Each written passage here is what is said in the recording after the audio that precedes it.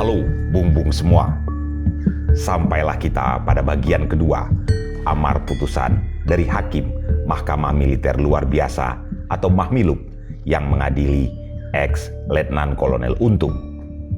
Ini juga merupakan bagian akhir atau final dari series sidang Mahmilub Untung.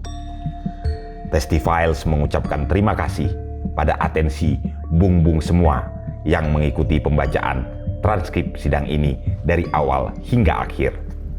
Series berikutnya yang kami hadirkan adalah perkara Subandrio. Sidang Subandrio begitu panjang dan begitu banyak saksi yang dihadirkan. Namun berlangsung sangat seru. Bahkan dalam buku G30S di hadapan Mahmilub, perkara Subandrio sampai dibuat 2 chapter. Baik, mari kita lanjutkan pembacaan transkrip amar putusan dari Hakim Mahmilub. Pada bagian sebelumnya kita sampai pada pertimbangan Mahmilub untuk tuduhan kedua. Bung-bung, karena panjangnya amar putusan ini, beberapa bagian sengaja kami lewati tanpa menghilangkan substansi.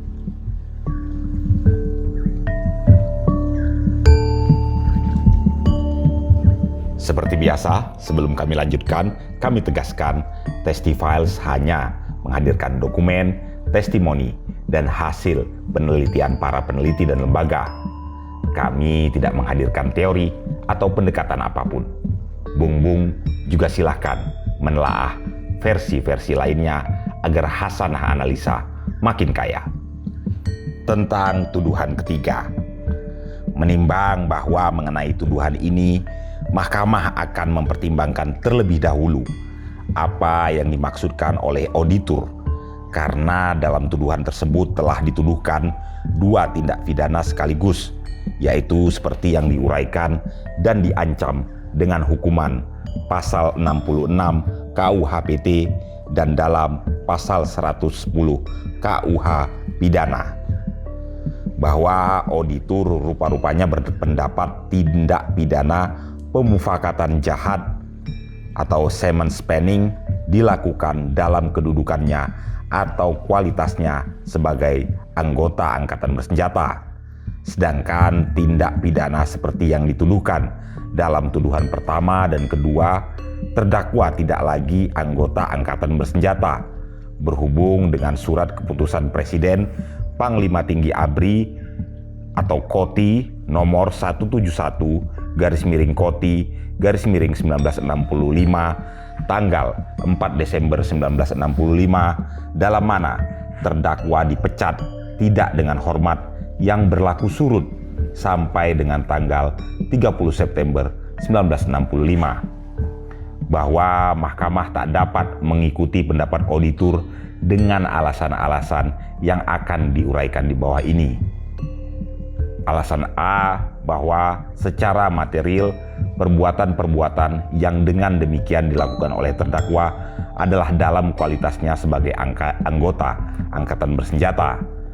B, bahwa niat seperti yang oleh Mahkamah dianggap terbukti dalam tuduhan pertama dan kedua adalah niat yang sama seperti yang diuraikan dalam tuduhan ketiga.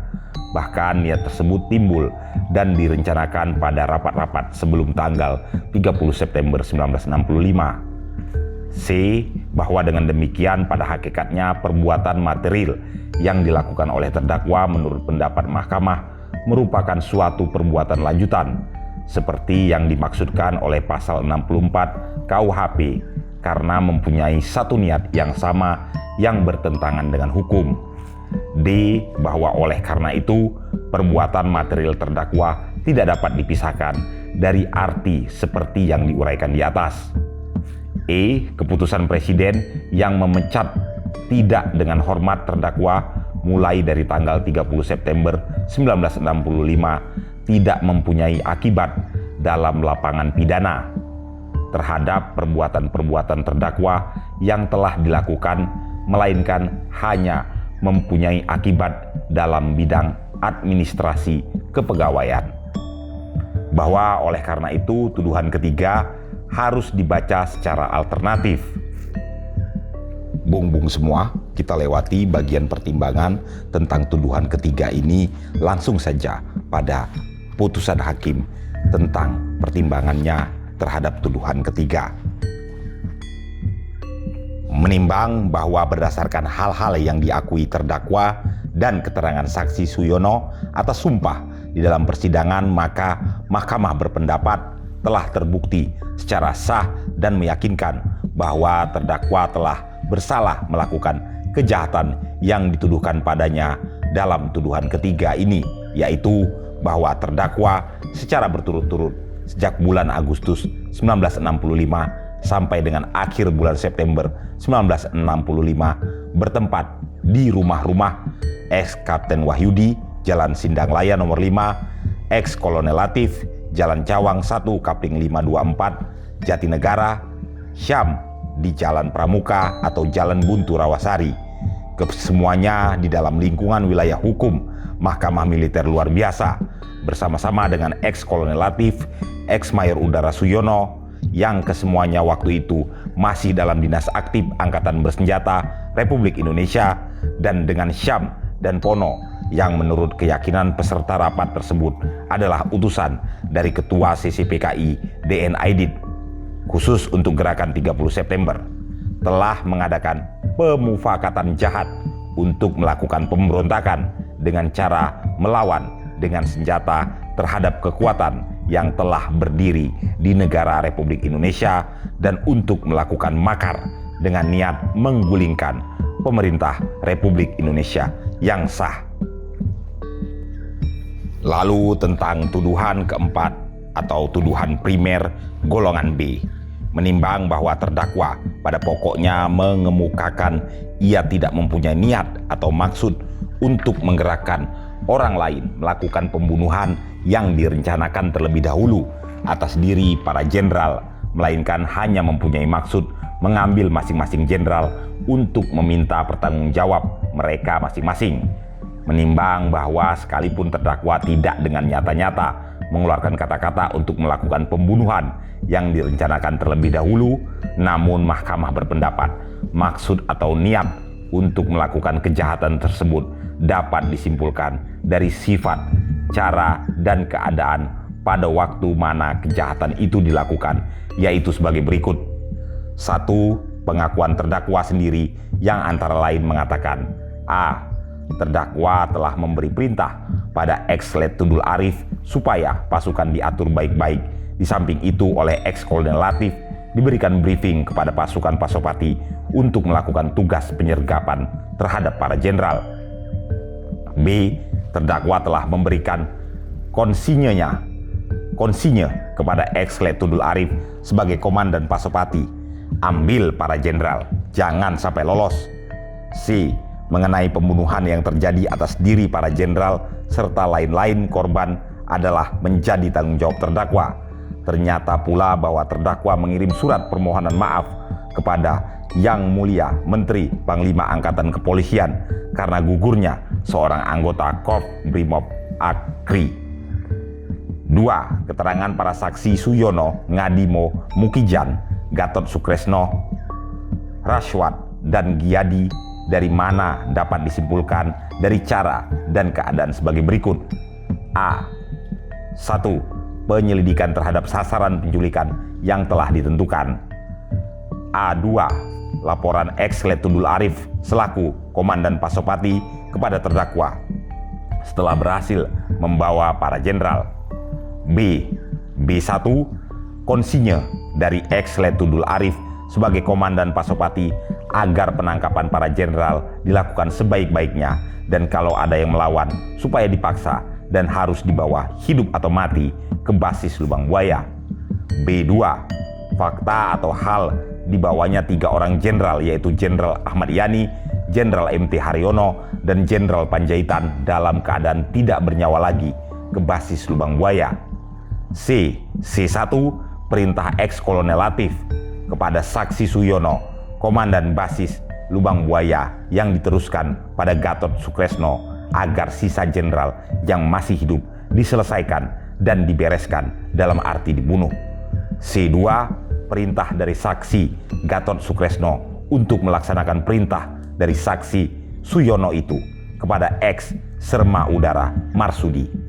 D. Selanjutnya saksi Gatot Sukresno kepada seorang pelatih Sukta dan seorang PR Sukta lainnya memerintahkan membereskan para jenderal dan dilaksanakan dengan memasukkan jenazah para jenderal ke dalam lubang sumur. Menimbang bahwa dari saksi-saksi seperti yang diuraikan di atas, di bawah sub 2 mahkamah menarik kesimpulan bahwa terdakwa untuk mencapai maksudnya telah memberikan keterangan-keterangan dan kesempatan untuk melakukan pembunuhan yang telah direncanakan terlebih dahulu. Memperhatikan visum et repertum yang dibuat berdasarkan sumpah jabatan oleh 1. Dr. Rubino Kertopati, 2. Dr. Franz Patisina, 3. Dr. Sutomo Cokronegoro, 4. Dr. Liao Yanxiang, dan 5. Dr. Lim Yu Tai. Tentang almarhum Letnan Jenderal Ahmad Yani, Mayor Jenderal M.T. Haryono, Brigjen D.I. Panjaitan, Mayor Jenderal Suprapto, Mayor Jenderal S. Parman, Brigjen Sutoyo Siswo Miharjo, dan almarhum Letu Pierre Tendean, yang isinya mahkamah dapat menyetujui dan menjadikannya sebagai pendapatnya sendiri. Menimbang bahwa berdasarkan alasan-alasan yang telah dipertimbangkan di atas, mahkamah berpendapat telah terbukti secara sah dan meyakinkan bahwa terdakwa telah bersalah melakukan kejahatan yang dituduhkan padanya dalam tuduhan keempat primer, yaitu bahwa terdakwa pada tanggal dan tempat seperti yang diuraikan dalam tuduhan dengan memberikan keterangan dan kesempatan telah membujuk untuk melakukan pembunuhan yang direncanakan terlebih dahulu. Selanjutnya mengenai tuduhan keempat atau subsidiar. Menimbang bahwa oleh karena telah terbuktinya tuduhan primer, maka mahkamah tak perlu mempertimbangkan lagi tuduhan keempat atau subsidiar. Bung-bung sekalian, kita melanjutkan lagi pembacaan amar putusan langsung ke bagian pertimbangan-pertimbangan yang meringankan dan memberatkan. Lalu lantas pembacaan vonis. Menimbang bahwa sebelum mahkamah sampai pada hukuman yang akan dijatuhkan kepada terdakwa dalam perkara ini, akan diperhatikan terlebih dahulu hal-hal yang akan diuraikan di bawah ini. 1. Pertimbangan yang meringankan. Terdakwa belum pernah dihukum. Bahwa ia terdakwa dikenal sebagai seorang prajurit yang berdisiplin, baik dan berani dalam menghadapi tugas-tugas operasi, sehingga karenanya ia terdakwa telah menerima bintang gerilya, bintang sewindu, setia lencana operasi militer yang merupakan tanda bukti sumbangsih terdakwa pada negara sebelum peristiwa Gerakan 30 September itu terjadi. 3. Khususnya ia terdakwa dalam pelaksanaan operasi militer dalam rangka mengembalikan wilayah Irian Barat ke lingkungan kekuatan Republik Indonesia. Ia terdakwa telah menunjukkan jasa baktinya secara luar biasa sebagai pahlawan yang telah mempertaruhkan jiwa dan raganya dalam menunjukkan keberanian luar biasa disertai kesadaran dan keikhlasan mengorbankan jiwa, sehingga ia terdakwa karenanya telah menerima anugerah bintang sakti dari negara. Poin kedua, pertimbangan-pertimbangan yang memberatkan. A. Bahwa terdakwa hingga akhir pemeriksaan tidak merasa bersalah melakukan suatu kejahatan apapun, sedang segala perbuatan yang diuraikan dalam tuduhan diakuinya. B. Bahwa perbuatan terdakwa adalah kejahatan yang berkualitas 3 sekaligus, yaitu selain tindak pidana terhadap keamanan dan keselamatan negara, juga merupakan kejahatan yang beraspek politik dan kejahatan yang melanggar norma militer dan melanggar kepribadian TNI. C. Bahwa perbuatan terdakwa terjadi dalam kedudukan dan jabatan Komandan Batalion 1 Kawal Kehormatan Resimen Cakrabirawa, dan bahwa perbuatan mana dilakukan bersama-sama dengan beberapa oknum dari Yon 1 Kawal Kehormatan Cakrabirawa yang ada di bawah perintah terdakwa. D. Bahwa terdakwa tidak melaporkan kembali ke Kesatuan Resimen Cakrabirawa dalam batas waktu 3 kali 24 jam menurut seruan dari Komandan Resimen Cakrabirawa. 2. Tetapi ia malah melarikan diri untuk meneruskan perlawanan atau petualangan jahatnya. E. Bahwa akibat daripada perbuatan terdakwa telah mengorbankan putra-putra utama negara Republik Indonesia, di antaranya ialah Yang Mulia Menteri Panglima Angkatan Darat beserta deputi-deputi dan asisten-asistennya bersama-sama korban-korban jiwa lainnya serta kerugian-kerugian material lainnya yang sangat besar meliputi di seluruh pelosok Indonesia. F. Bahwa perbuatan terdakwa pada titik C telah menyeret serta terlibatnya anggota-anggota Kesatuan Angkatan Darat dan Angkatan Udara lainnya, sehingga menimbulkan pemberontakan tentara yang sangat membahayakan keamanan dan pertahanan negara. Bahwa perbuatan terdakwa justru dilakukan di saat bangsa Indonesia sedang meningkatkan konfrontasi melawan proyek Nekolim British Malaysia. H. Bahwa akibat dari perbuatan terdakwa telah menggoyahkan konsolidasi konsepsi Nasakom, menodai revolusi Pancasila, menghambat jalannya revolusi Pancasila, memudarkan mercusuaran revolusi Indonesia. Menimbang bahwa setelah mahkamah meneliti dan mempertimbangkan hal-hal tersebut di atas, tibalah waktunya bagi mahkamah untuk menentukan ukuran hukuman apakah yang setimpal dan adil untuk dijatuhkan bagi terdakwa. Oleh karena undang-undang menentukan sebagai hukuman antara lain: 1. Hukuman mati, 2.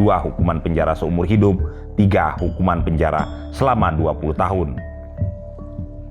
Bahwa untuk menentukan hukuman apakah yang setimpal dan adil dijatuhkan bagi terdakwa, maka mahkamah telah memperhatikan dan mempertimbangkan dengan seteliti-telitinya segala bukti-bukti yang diajukan maupun hal-hal yang menyangkut pribadi dan keluarga terdakwa sendiri.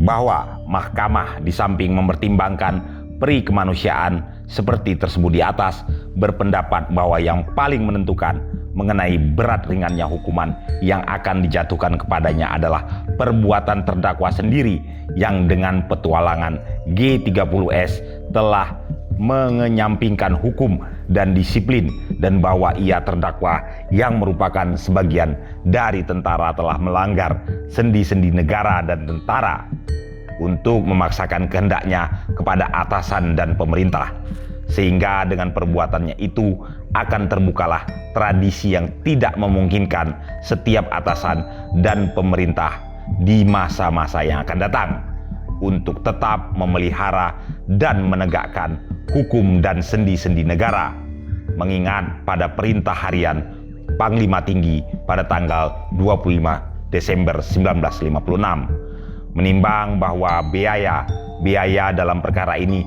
perlu ditetapkan dibebankan kepada negara, menimbang bahwa barang-barang bukti perlu mendapat ketentuan dirampas untuk negara, mengingat kecuali pasal-pasal tersebut di atas, juga pasal-pasal dalam undang-undang, peraturan-peraturan, penetapan-penetapan, keputusan-keputusan, instruksi-instruksi dari pemerintah Republik Indonesia, Presiden Republik Indonesia, dan sebagainya yang bersangkutan mengadili, menetapkan bahwa terdakwa tersebut di atas bernama Untung bin Syamsuri, umur 40 tahun, dilahirkan di Desa Seruni, Kedung Bajul, Kebumen, Jawa Tengah pada tanggal 3 Juli 1926, pekerjaan atau jabatan terakhir Letnan Kolonel Infanteri NRP 11284, Komandan Batalion 1 Kawal Kehormatan Resimen Cakrabirawa,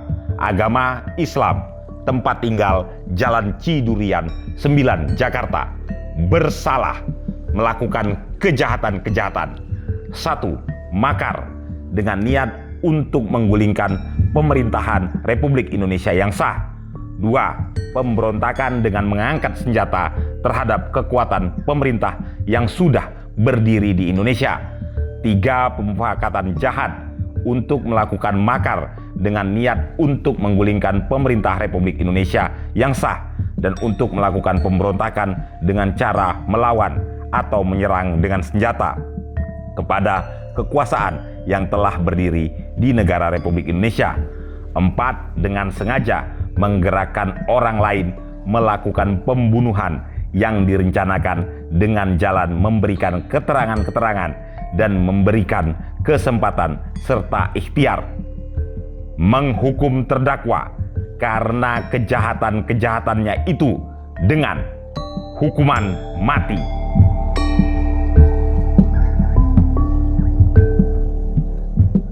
Memerintahkan supaya barang bukti semuanya dirampas untuk negara. Biaya-biaya dalam perkara ini dibebankan kepada negara. Demikianlah diputuskan pada hari Minggu tanggal 6 Maret tahun 1966 serta diumumkan pada hari Senin tanggal 7 Maret tahun 1966 dengan dihadiri oleh hakim-hakim anggota, auditor Letkol CKH Iskandar JRSH NRP 16190, Panitera Kapten CKH Hamsil Rusli BCHK NRP 303840, terdakwa, pembela, dan umum. Jakarta 7 Maret 1966, Ketua Sujono Wirjo Hatmojo, Sarjana Hukum, Letnan Kolonel CKH NRP 13556. Demikian itu putusan daripada mahkamah terhadap diri saudara Untung bin Syamsuri. Dengan ini kami memberitahukan kepada saudara bahwa mahkamah bersidang hanya untuk tingkat pertama dan terakhir.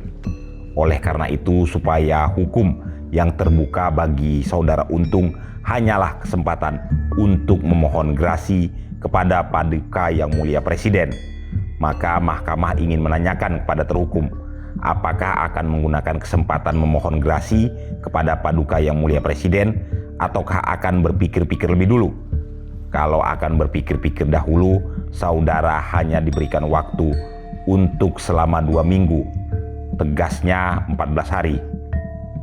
Saya mohon waktu tersebut untuk berpikir-pikir dahulu.